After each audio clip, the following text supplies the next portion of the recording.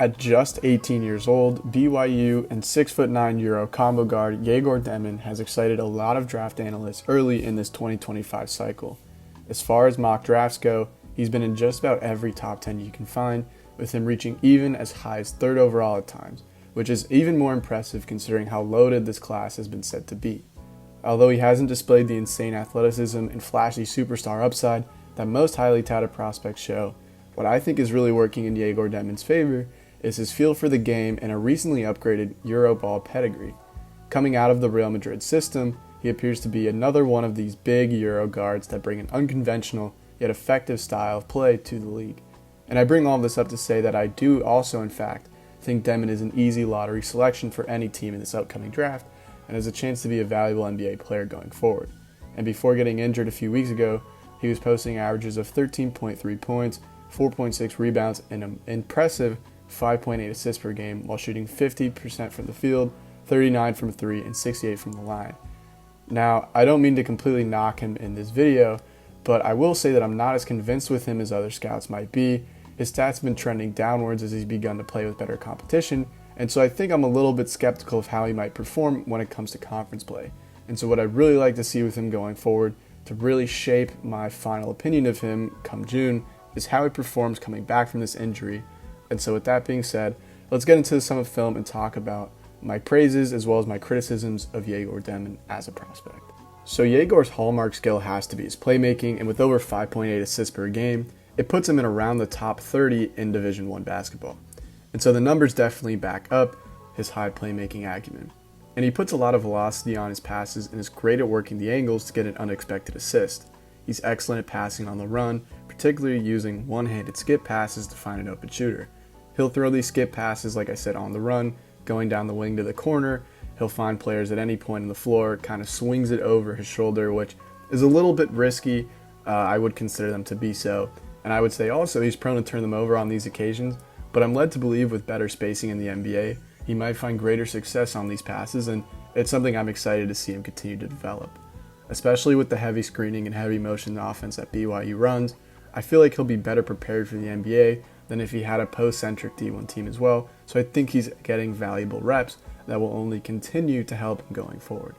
I'm definitely a fan of his dump-off passes as well, and for someone who's such an effective driver, which we'll get into, it's great to see that he's been showing a heightened court awareness. He can stop on a dime and reverse his momentum to find the big, and with the attention he draws going towards the basket, he can free up his big man for an easy one.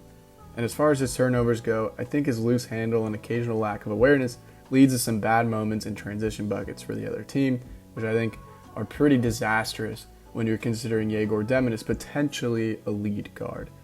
He definitely dribbles himself into trouble at times, which I would really need to see change before I can go all in with him as a prospect. Everything BYU does kind of runs through him, and so with this high volume, you would expect him to have turnovers, but the film shows that a lot of the times it's something that you would consider to be avoidable and a little bit dangerous, like I said, with dribbling into trouble, losing his dribble really easily. And so if his handle is easily exposed at this level, it's likely going to be a bigger problem in conference play and down the line as he goes forward. And so I do still think he projects to be a valuable playmaker at the next level. He has the creativity, he has the passing chops, but the issue with the handle and somewhat the errant passes, I think, could very well work itself out with practice and reps. But for now, it's definitely something that I'm concerned about. However, putting it all together, thinking that he's still a very valuable playmaker statistically, I'm interested to see how things develop. And so even with my criticisms of his playmaking, as you'll watch in the film, he's incredibly creative, which I think is maybe the most important thing to talk about when discussing Egor Demin as a playmaker, and it's why I think a lot of people are excited with him as a prospect, and it's why I am too. I think he has a big chance to be that huge playmaking lead guard that a lot of people like, and as we'll get into talking about his shooting, it makes a ton of sense that he could be a valuable offensive player at the next level, but especially, like I said, with the spacing issues that BYU has shown, his ability to figure it out and still get his teammates open is something that any scout can really be proud of.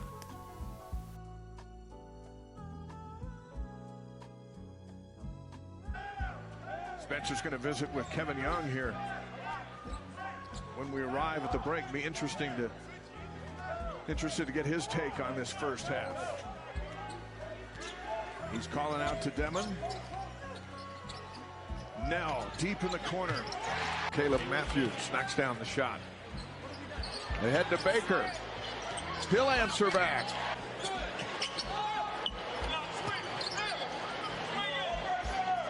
Demin. Baseline. Kicks to Baker. Open three. Good. Everyone's going to get a similar amount of shots. He's going to have the ball in his hands. And like I said, he is a pass-first guy. And then In front of a full house at the Marriott Center. Muskovich just cleared this week. going to college. Nell on the miss, slapped out by Saunders. Demin, the lob. And so another marquee skill for Egor Demin is his ability to navigate the pick and roll as a ball handler. And so to start the year, he's easily been most effective scoring-wise as a pick and roll handler, and per synergy, he's shooting an incredible 74% effective field goal percentage in these actions, which is good enough for the 96th percentile in college basketball. Although on these drives, the spacing can be kind of a bit awkward at times, he gets downhill very easily. I would expect, once again, the spacing to be better at the next level, but he's done a more than adequate job at dealing with these problems. When he gets blitz, he throws a hesitation dribble most of the time to escape and delay things before driving, but when he does drive, he can keep the defender on his hip and use his body to lunge forward towards the basket right at the perfect moment. And so he understands these driving angles pretty well and keeps long strides as he goes downhill, and he's relatively crafty as a lane finisher and definitely understands the finishing angles. And I like what he's shown with his footwork as well to start the year. And so once again, I'm led to believe NBA teams will empower him to create for himself and others with ball screens as soon as he starts in the league. My one worry is that he can be pretty careless with his dribble at times, like I mentioned, with his playmaking, and can lose the ball in a pretty ridiculous way, even if somehow he still ends up with it. I think it also should be said that Coach Kevin Young runs a lot through Demin at BYU, and oftentimes, if he doesn't get the look he wants initially, he'll pass back and get it to try again. And so in general, I feel that this is a very translatable skill for him, and I'm excited to see him potentially take advantage of better bigs and better space in the pros through the pick and roll. The shot, now it's Demin.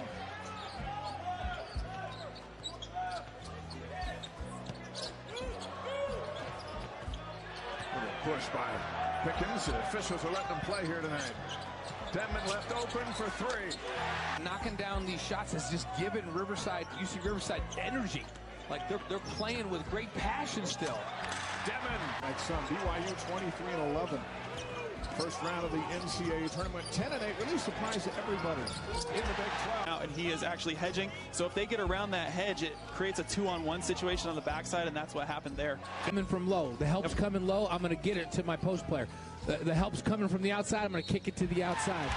Demin has been relatively effective as a jump shooter to start the year, and I think this is a skill that will certainly translate to the next level, and it's why I think he's such a versatile prospect as a combo guard, to where he won't necessarily have to be on the ball at all times because of the fact that he can move well off the ball and shoots well off the catch. I think he'll probably be expected to play more off the ball next year with whatever NBA team he ends up on, just a result of a heightened talent pool, but I think he'll be able to succeed with this.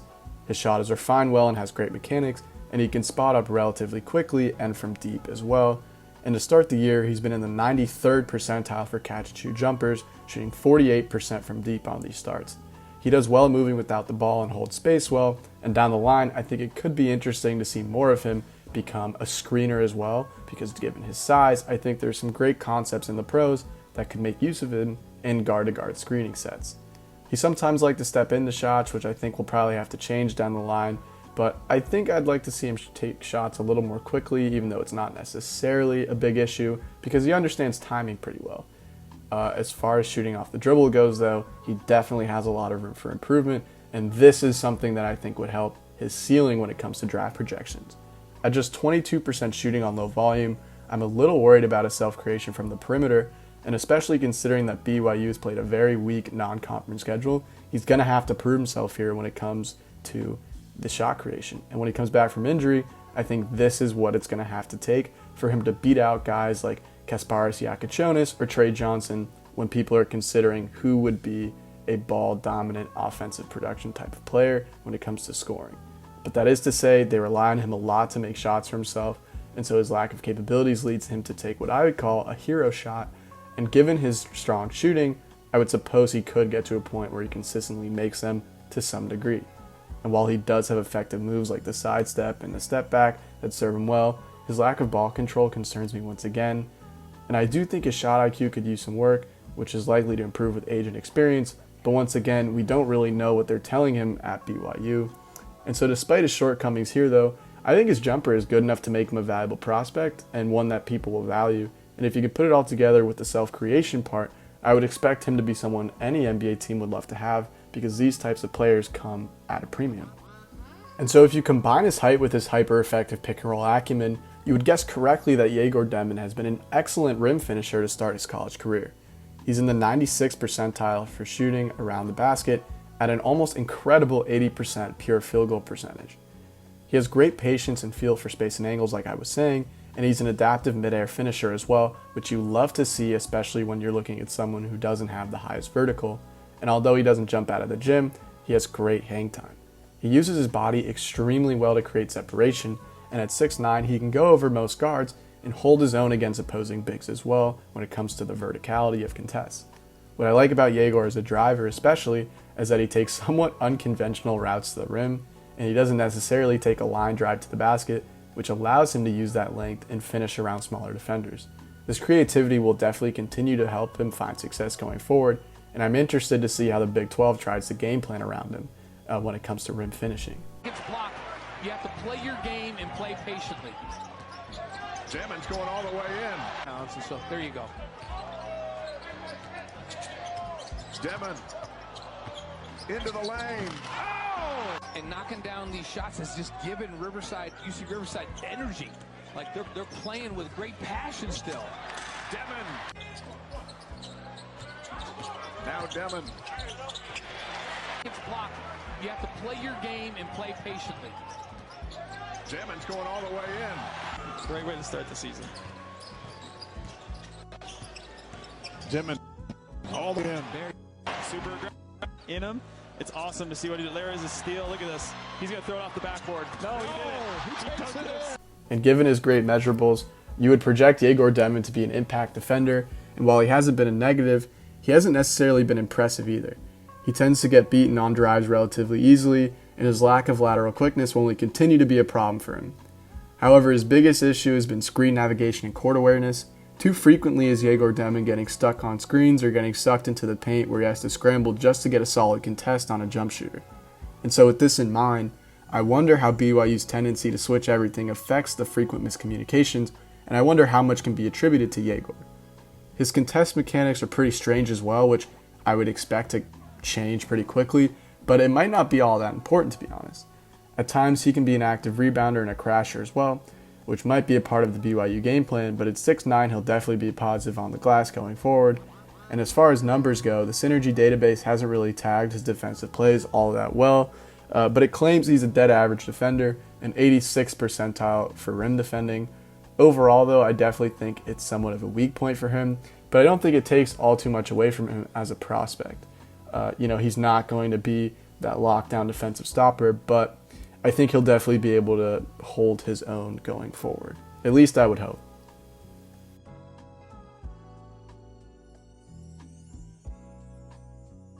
Saunders shot of a cannon. Third year at BYU, a guy that speaks 4 different languages.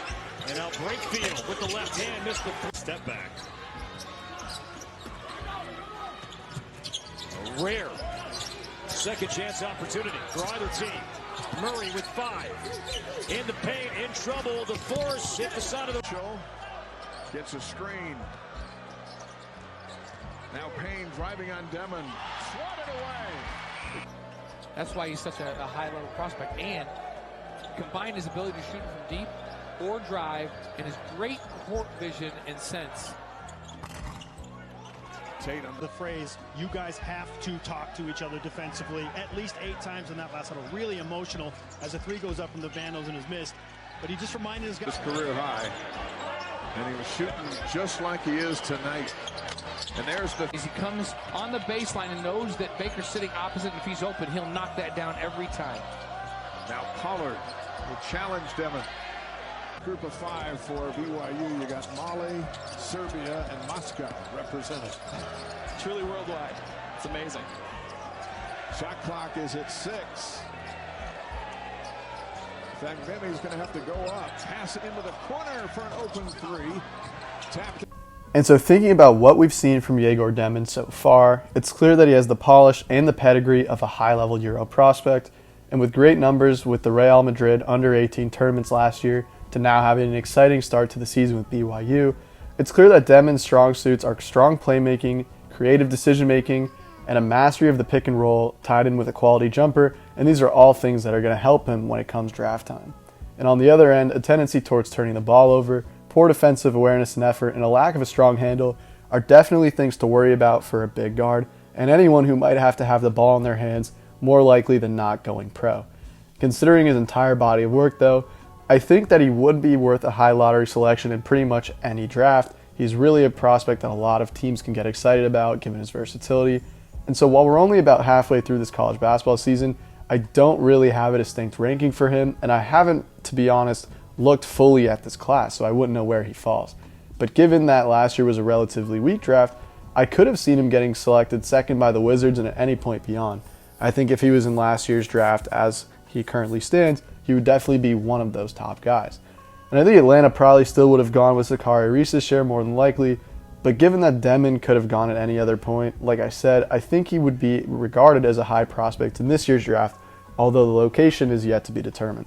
Looking ahead though, I think some realistic fits for him in the league would be Toronto, Brooklyn, and Utah, all teams that are likely going to bottom out and could use not only shooting, but some type of ball handling and playmaking, and just some creativity as well. And although these aren't amazing fits right now, I think it's hard to exactly project what these bottom teams will look like in June. You never know who's going to blow it up. I guarantee you Brooklyn's going to look completely different. I wouldn't be surprised if Toronto makes some deals as well. And so as you can probably tell, I'm not completely sold with Egor so far.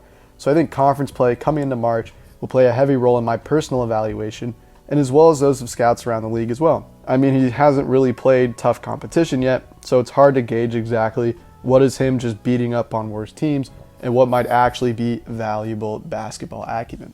And so coming up, BYU some pretty big games against Arizona State, Texas Tech, and Houston. So hopefully he's back from his injury by then, so that way we can get a better picture of what Egor Demin might look like. But all things considered, I think that Egor Demin certainly has a path towards being a productive player in the NBA with high-level starter to possibly low-level, all-star, and all-NBA upside.